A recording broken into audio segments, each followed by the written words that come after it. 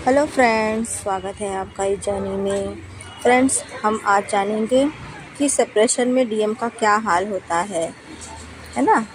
तो चलिए जानते हैं। जब डीएफ पूरी तरह से मूव ऑन कर लेती है, यानी अपनी ओर ध्यान देती है, डीएम को अपनी एनर्जी नहीं देती, तब डीएम पर क्या असर होता है ये आप जानना चाहते हैं ना।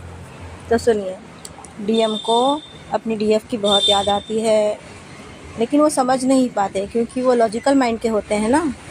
तो उन्हें कुछ समझ में नहीं आता कि डीएफ की याद क्यों आती है। उन्हें लगता है कि नॉर्मल बात है, जैसे और लोगों की याद आती होगी वैसे इसकी याद आती है ना। लेकिन उसे बहुत याद आती है उनकी डीएफ की।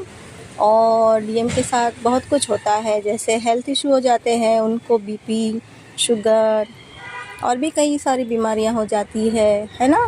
और उनके अगर वो बिज़नेस करते होंगे तो बिज़नेस में लॉस हो जाता है, और अगर जॉब करते होंगे तो जॉब छूट जाएगा। कहीं रहते होंगे तो वहाँ से भी घर अलग, मतलब घर बदली हो जाएगा, समझे।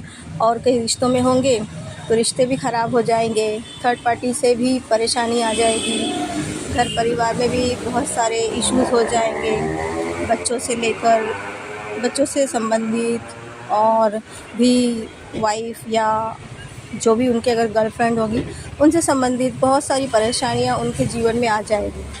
ऐसा बहुत कुछ होता है और डीएम समझ नहीं पाते कि उनके साथ ऐसा क्यों हो रहा है।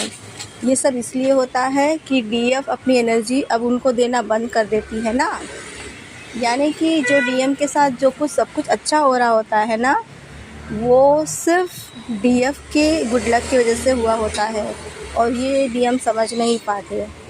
लेकिन जब उनके मिसिंग एनर्जी उनको पता चलता है कि एक ना एक दिन वो जान ही जाते हैं कि ये सब कुछ डीएफ की वजह से हो रहा है, मतलब डीएफ अब उनकी लाइफ में नहीं है ना, इसलिए ये सब हो रहा है।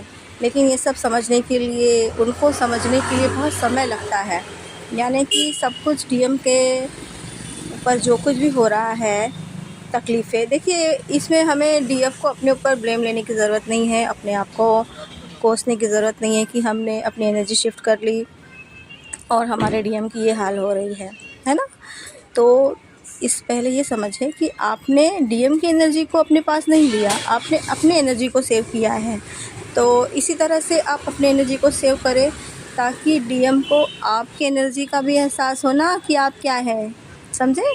तो अपना इनर वर्क करते रहिए, अपने एनर्जी को अपने ऊपर ही लगाएं। All the best.